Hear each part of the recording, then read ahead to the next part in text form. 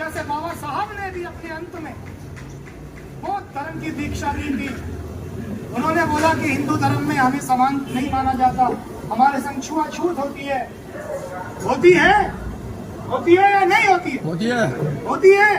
हम लोगों को नीचा माना जाता है, नहीं माना जाता।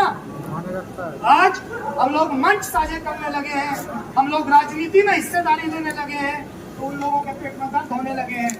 तो आज हमारे पास यह भी अधिकार है कि अगर आपको लगता है इस धर्म में हमें अपमान हो रहा है, शोषण सहना पड़ रहा है, तो आप कोई भी धर्म अपना सकते हैं। आजादी आपको भारतीय संविधान में दी रहती है। किसी का अपमान सहने की, किसी का अत्याचार शोषण सहने की, ऊंच नीच की भेदभाव से आप बचने के लिए कोई भी धर्म अपना सकते हैं, जैसे बौद्ध धर्म या अन्य कोई भी धर्म अपना सकते हैं। आप आजाद हैं। पहले ऐसा नहीं था दोस्तों। एक है, अगर सारे मौलिक अधिकारों ये सांस्कृतिक जो संस्कृति है, पहले हम संस्कृति में माने ही नहीं जाते थे। हमें तो ये बोला जाता था ये तो संस्कृति से बाहर के लोग हैं। आज हम कोई भी संस्कृति में कहीं भी हिस्सेदारी सुनिश्चित करते हैं, हमें कोई नहीं रोक सकता। फिर एक है उपचार। भारतीय संविधानों का उपचार दिया गया। यदि तुम्हारा कोई भी अधिकार का हनन करता है, कोई तुमसे अधिकारों के विरुद्ध चलता है, कोई तुम्हारा अधिकार छीनता है, तो आप सीधे सुप्रीम कोर्ट जा सकते हैं। आर्टिकल 32 ने आपको यह आजादी दी है। आप सीधा सुप्रीम कोर्ट जा सकते हैं।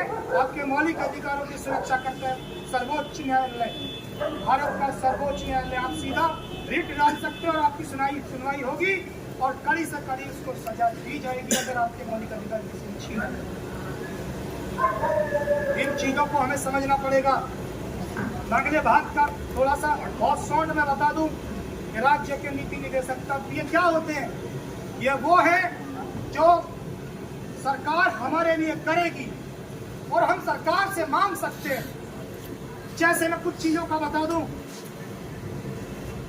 जैसे हमारे बच्चों को ड्रेस मिलती है, हमारे बच्चों को वजीफा मिलता है, हमारे गरीब बच्चों के लिए किताबें मिलती हैं, उनके बैठने के लिए फीस माफी मिलती है, या उनके लिए कोई नौकरी पे चला जाता है उस महिला के लिए पैटर्निटी लीव मिलती है। इस तरह के जितने भी सरकार हमें घर मकान जो बना के देती है, जो पेंशन हमें देते हैं, ये कोई सरकार हम पे एहसान नहीं करती। ये सारे अधिकार हमें भारतीय संविधान में दिए हैं और ये सरकार का दायित्व बनता है कि वो किसी भी गरीब को, किसी भी असहाय को रोटी कपड़ा मकान और जरूरतमंद के लिए पेंशन, पात्र व्यक्तियों के लिए पेंशन और उन गरीब बच्चों के लिए शिक्षा की व्यवस्था करेगी। ये सरकार की ड्यूटी है। वो इस चीज की जांच कराए और तुम उस चीज की मांग कर सकते हो बिल्कुल धड़ल्ले से। कोई सरकार हम पे एहसान नहीं करती। ये भारतीय संविधान ने हमें सारे अधिकार दिए हैं साथियों। अब आप लोगों को जब इन लोगों को क्रमवार आप जब पढ़ेंगे, हिंदी में लिखा हुआ है, उधर भी हमारी बहनें सुन रही हैं, इनको सबको आप लोगों को अपने परिवार को बताना है यार ये जो भीम आर्मी वाले, आजाद समाज पार्टी वाले लोग ये क्यों शोर मचाते रहते हैं, क्यों संविधान का इतना प्रचार प्रसार करते हैं। हम संविधान का प्रचार प्रसार इसलिए भी करते हैं साथियों, आज जो हमारे विरोधी तबके हैं, जो संविधान विरोधी तबके हैं, उन लोगों को एक दलित व्यक्ति के हाथ से लिखा हुआ संविधान पच नहीं रहा है, इसलिए वो संविधान को दिन रात खत्म करने के लिए प्रयास कर रहे हैं। आप लोगों को मालूम भी नहीं, आपके अधिकार छीन रहे हैं क्योंकि आप लोग इकट्ठा नहीं हो, आप लोग संगठित नहीं हो, आप लोगों में कुछ कमियां हैं। मैंने कमी सबसे पहले तो यही आके देखी अभी, बस मात्र इस गांव से क्या एक ही व्यक्ति जागरूक है? क्या एक ही व्यक्ति जागरूक है?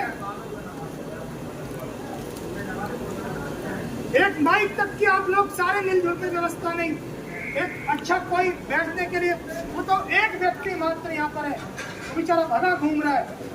मैं आप लोगों को बता दूं, आप लोगों को ये बात समझनी पड़ेगी। अगर नहीं समझे तो बहुत लेट हो जाएंगे, और इतना लेट हो जाएंगे तब तक जब हमारी आंखें खुलेंगी हम तब तक खत्म हो गए होंगे। आप जग जाओ, अभी मौका है। आप लोगों को क्या लगा कि ये व्यक्ति अपने लिए कुछ कर रहा है? आपको ऐसा लग रहा था क्या?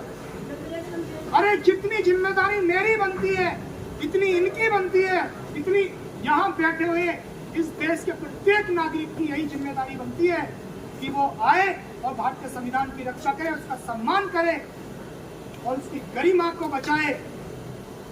मैं तो यहाँ पे आके देख के बड़ा अचंभे में रह गया। बताओ, लोग ऐसे बैठे हैं, कोई जिम्मेदार लग ही नहीं रहे थे यार। भाई इस संविधान से ही मिल रहा है आपको जो भी कुछ मिल रहा है।